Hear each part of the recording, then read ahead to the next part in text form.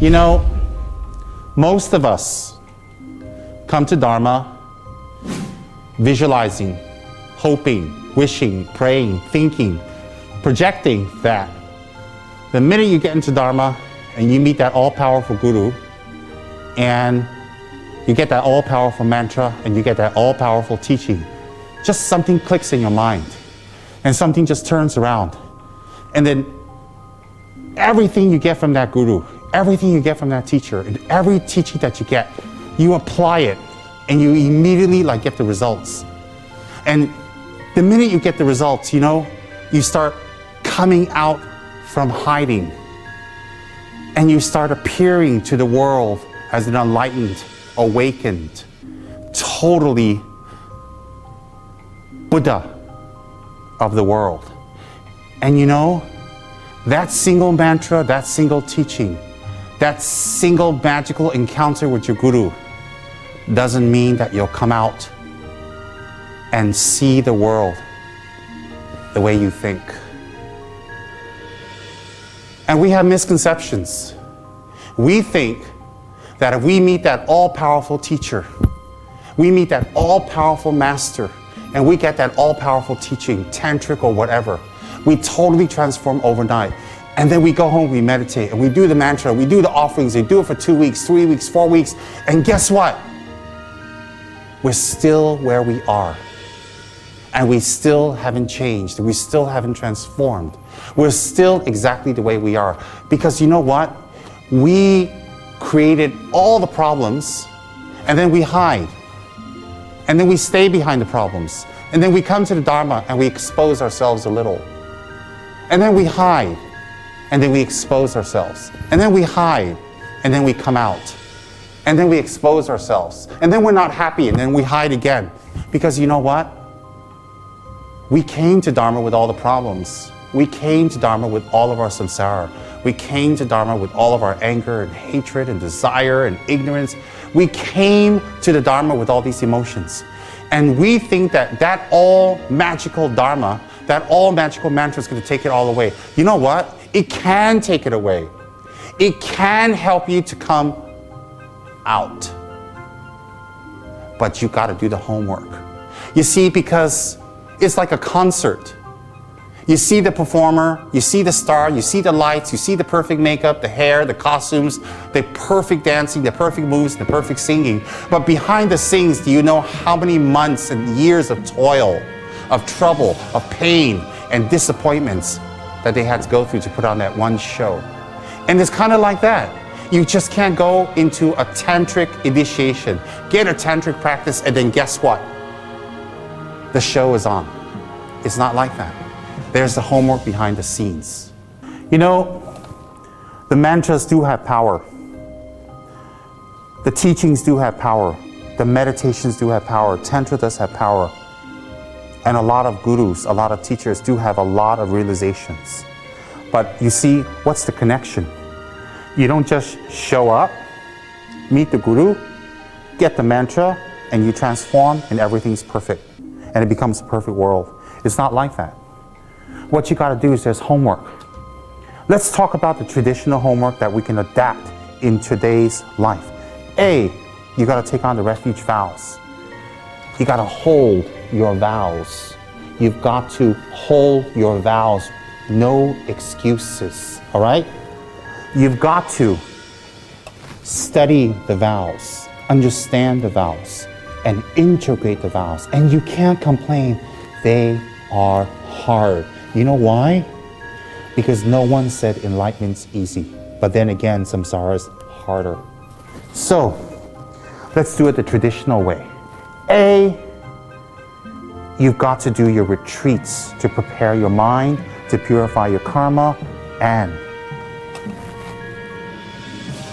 to totally create a cushion, a mind that is 100% soft, receptive, and filled with wisdom. The first retreat that everyone should do, everyone, is the first retreat you gotta do is prostrations, okay? You gotta go straight down, flat on your body. And and you got to do 100,000 prostrations. You got to learn how to do the proper prostration.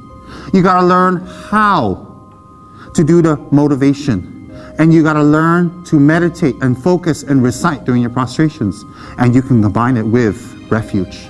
So you can really recite Namo Guru Be, Namo Buddhaya, Namo Dhammaya, Namo Sanghaya while you're prostrating 100,000 times. 100,000 times. If you can think of an equivalent in your Dharma work that equals 100,000 prostrations, it's all right. The second retreat that I highly recommend is doing 100,000 butter lamps, or equivalent such as candles. And don't get those small cheapskate little candles that last just a few hours. I'm talking about candles that last 8 to 12 hours in a safe place, 100,000. And while you're lighting these candles, think, as a light illuminates the darkness for us to see, then wisdom will open up the ignorance, which is equivalent to the darkness of our mind. So we offer this light to our Yidam, to our Buddha, to our deity, to our personal affinity Buddha. And we pray, as the light illuminates darkness, may the darkness in my mind open up, and I will be ready to receive higher wisdom, higher practice, higher meditations, and higher teachings. I will do offerings of light to you, my Buddha, who I solicit and propitiate, who is no other than who I am inside and I have not discovered. So we can do 100,000 lamps. That would be wonderful as part of our retreat. And if we can find something equivalent, that would be also fine. The merit is what we want. The third retreat that you have to do is purification. It can be Vajrasattva, it can be 35 conventional Buddhas. The purpose of purification is to remove all the karma that you have collected that will obstruct you, stop you, pervert you into thinking that Dharma is bad. All the negative karma that will make you believe that negative actions bring happiness.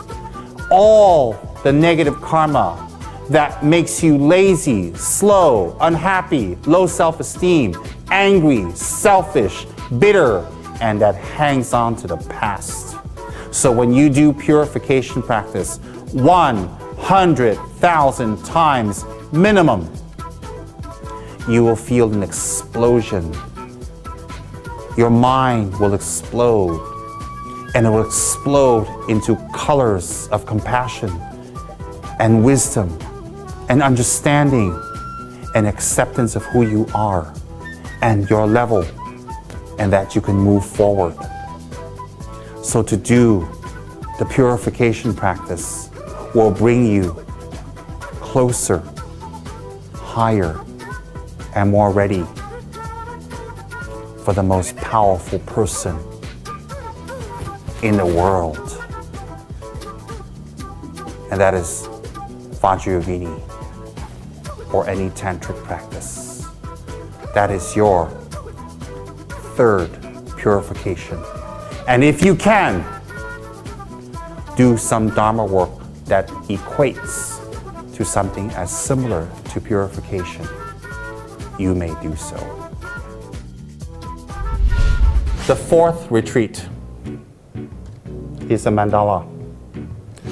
A mandala contains the form, formless, and desire realms of samsara, and all 6 classifications of samsara. Everything wonderful, powerful, beautiful, everything you're attracted to, everything that you want, everything that you desire, everything that makes your mind say, I want it, you visualize on this mandala. You offer the mountains, the trees, the birds, the animals, the lakes, the oceans, the fish. You offer the whales, the dolphins, the elks, the pandas. You offer every country, every city, every state, every building. You offer every superstar, every single athlete. You offer every single businessman, computer, jewelry, cars, houses, buildings. You offer every single piece of gold, diamond, ruby, sapphire. You offer everything fabulous and beautiful up there, and you offer even your attached people, your wife, your husband, your partner, your friends, your dog, your pets. You offer everything up without any attachment, without any sort of remorse. And you also offer up the attainments you wish to gain, bodhicitta, realization, shunyata, and renunciation. You offer up the Lam Rim and everything that it contains. You offer everything up to the Buddha without any sort of grasping. And you do this 100,000 times in order to gain the merits of offering. That is the fourth retreat. And if you can do anything else equivalent to this retreat, it is fine. Now, those are the traditional retreats that we do. We do the 4/5. In some traditions it's 4, in some traditions it's 5. We do 100,000 minimum each. Lama Tsongkhapa, he retreated to a cave for 6 years with a group of close students, and he did 1 million plus of each of those retreats. And after he finished, he had direct vision of Manjushri. And from then on, he received instructions from Manjushri. He wrote down text quoted by Manjushri. And when he had any questions, he would ask Manjushri directly, any time, day or night, instantly. The retreat purified the mind to be able to see high-level beings. So when we finish these retreats, then simultaneously, along with the retreats, we should practice the Lam Rim and stabilize our mind in renunciation, impermanence, and the realization of our personal debts. And realizing our personal debts is not an intellectual understanding, but a pseudo realization that pushes us to do more with our lives, to stop wasting our time in samsara. We can do Dharma work equivalent to doing the 4 retreats. We can. And if we do Dharma work continuously with a loving, happy, smiling, and compassionate mind, we will purify our mind and collect a tremendous amount of merit. So therefore, after we have finished our preliminary retreats, we have grounded ourselves, stabilized ourselves in the practice of the 3 principal paths, which is actually a summarization of the Lam Rim text. Death, impermanence, bodhicitta, and a grounding and understanding of emptiness.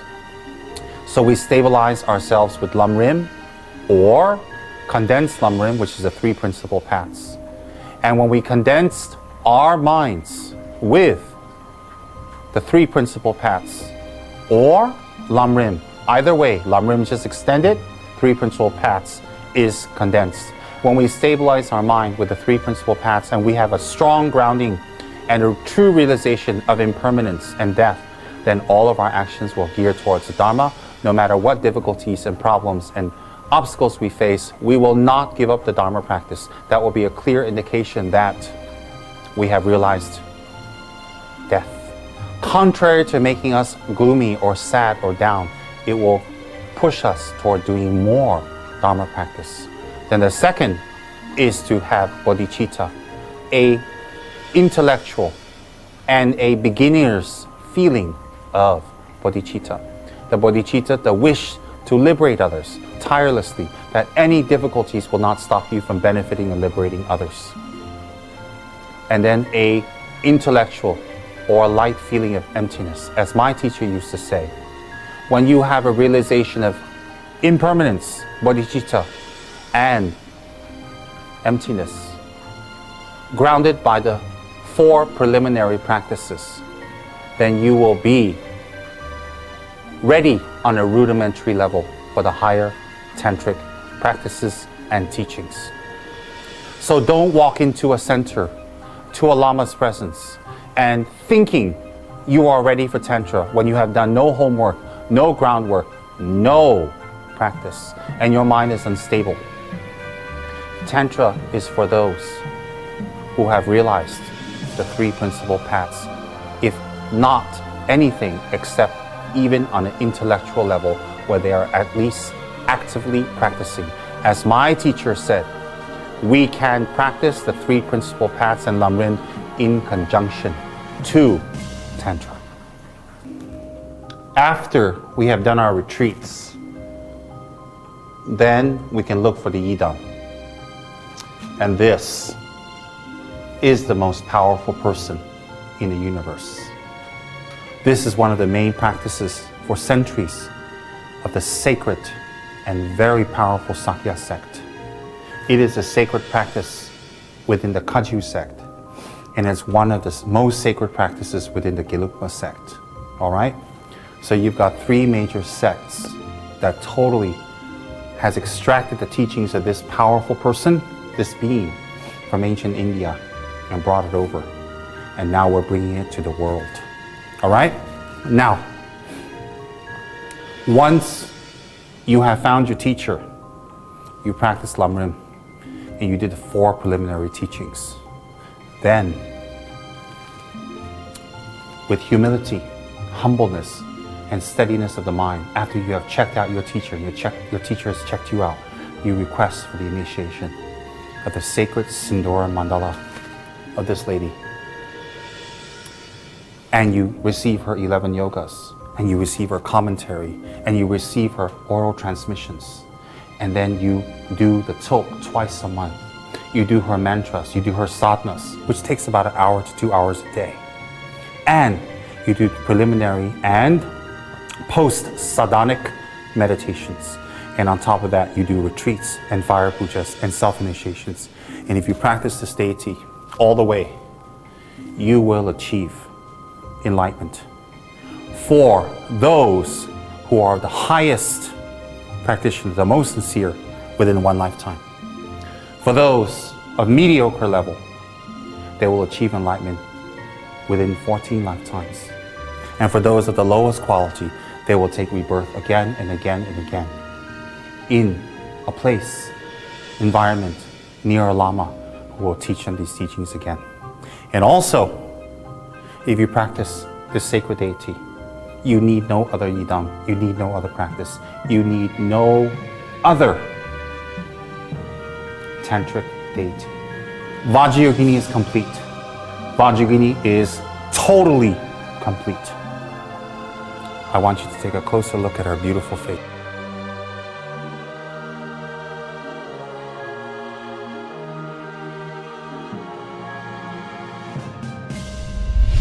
All of us who want to practice Tantra, you have to understand something.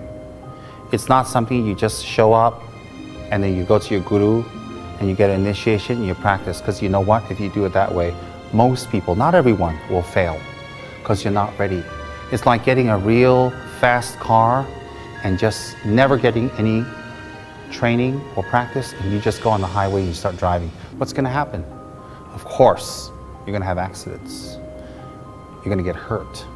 And that's not the car's fault, but that's your fault. Similarly for Tantra, don't sit there with your mouths open waiting for the Lama to give you the most powerful Tantric teaching in the world and you're not ready. You got to get ready. And if you were fortunate enough to get the Tantric teaching, then what you need to do is be ready, practice being ready simultaneously with the practice. My teacher, Yeshua, told me we can practice Sutra and Tantra simultaneously because our lives are short and it's the Kali Yuga. So you can practice Lam Rim, the 3 principal paths, and the 4 preliminary retreats along with your tantric practice. That's not advisable, but it's possible. It is not advisable, but it's possible. Now, you have sought out your guru, you have sought out your teacher, you have checked them out, they have checked you out, you have taken refuge, you have followed your guru. From henceforth, the deal is sealed. You don't run to the centers, you don't run to the lamas, you don't run to the practices. You stick with your guru and you go all the way, because your loyalty will win you the highest enlightenment. Now, after you meet your guru, you study the Lam Rim. You practice the Lam Rim. And if you don't have a guru around, get to the Lam Rim anyway. Practice the Lam Rim anyway. And if you don't know everything in the Lam Rim, practice what you know. Don't make excuses. I don't know this, I can't do this, and guess what? Then I can't do anything. Well, it's not like that in life. In life, you grab what you can, you do what you can, and you start whatever you know, and then you keep doing it. There's nothing in the Lam Rim you can do that can mess you up, or that can bring you bad luck, or bring you misfortune. Nothing. So if you have a guru, get the guru, practice. Learn the Lam Rim. If you don't have a guru, get the Lam Rim anyway and practice. And when you condense the Lam Rim down, it becomes the 3 principal paths. All right? After you practice the 3 principal paths and you're stabilized, or alongside, you do the 4 preliminary retreats. Prostration, butter lamp offering, Vajrasattva and or 35 confessional Buddhas, and mandala. The last but not least of those 4, you can add an extra 1. It depends on what tradition. Guru Yoga. All right, Guru Yoga. When you're doing your mandala, you do refuge and mandala, or when you're doing your prostration, you do refuge and prostration. Most people will do their prostration retreat 100,000 and combine it with refuge. That's 1. All right? Then you can do your mandala. That's 2. Then you can do your Vajrasattva and 35 confessionals. That's 3. Then you can do the 4th one, which is Guru Yoga. You can do the Guru Yoga of Lama Tsongkhapa every single day. Recite Miksema 100,000 times, thinking your Guru and Lama Tsongkhapa are one, and dissolve it every day into your mind stream. Now, you don't simply go and do Guru Yoga without studying up. There are teachings. I've given teachings. It's on the YouTube. And you can study up on the Guru Yoga of Lama Tsongkhapa and then practice. Practice is not recitation. Practice is transforming the mind. So hence, let me give you an outline again real quick. You will do refuge combined with prostrations. And then along with that, study up how to do prostration. Study up what is refuge. Study up, learn up. Don't simply do it. Study up and learn up so you get the best and the most out of your practice. Then you do your confessions. All right? Vajrasattva and 35 confessionals. You study up how to do the visualization, how to do the recitation. What is the procedure? What is the offerings? Then you do your mandala offerings. What is the mandala? How do you do it? What's the procedure? What's the meaning? What's the benefit? Then you do Guru Yoga. Study up and learn. After you've done all that, then you can go to your guru to request for teachings. And if you have the fortune to receive Vajrayogini, then you should get this commentary. This commentary is the quintessential commentary written by Kyabje Pabongka Rinpoche, who had direct visions of Vajrayogini, who spoke to Vajrayogini like I'm speaking to you directly, anytime, day and night. And in fact, she gave him advice, teachings, talks, and she even assisted him and spoke to him on how to, inverted commas, amend the current sadhana and translations, and also meditations. So Pabongka Rinpoche wrote this down in his notes.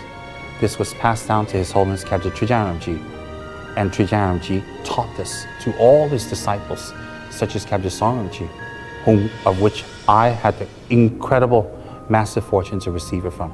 So everybody should have this quintessential commentary on Vajrayogini by Kyabje Pabongka. All right? And it is called the Extremely Secret Dakini and Naropa, Vajrayogini Practice and Commentary. You can study many other High Lamas commentaries and teachings and practices, but this is the quintessential one. Once you study up and learn the commentary, you can meditate and practice. And when you meditate and practice, you will get the results. Hold Vajrayogini close to you. Hold Vajrayogini secretly and humbly, and don't advertise. And learn up her meditations, her yogas. Learn up her rituals. Learn up her mantra. Learn up her pronunciation. Learn up every single yoga, which is 11 in her practice. And go into retreat, or during the day, go into your practice and do it every single day without break. And hold your tantric vows.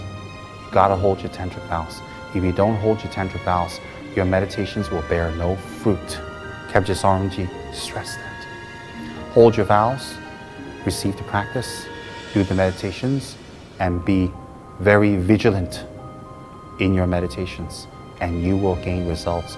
You will gain Kechara paradise in one single lifetime. I gave you a little overview from beginning to end for tantric practice in this day and age. This is not even close to what you should know, but I gave you an overview. This is not enough information, but it is enough for you to start and investigate and start finding out for yourself more. I wish you luck. I wish you blessings. And I wish the lineage lamas will give you their 100% unadulterated, unfiltered blessings that you may achieve inner, outer, and secret Kechara paradise.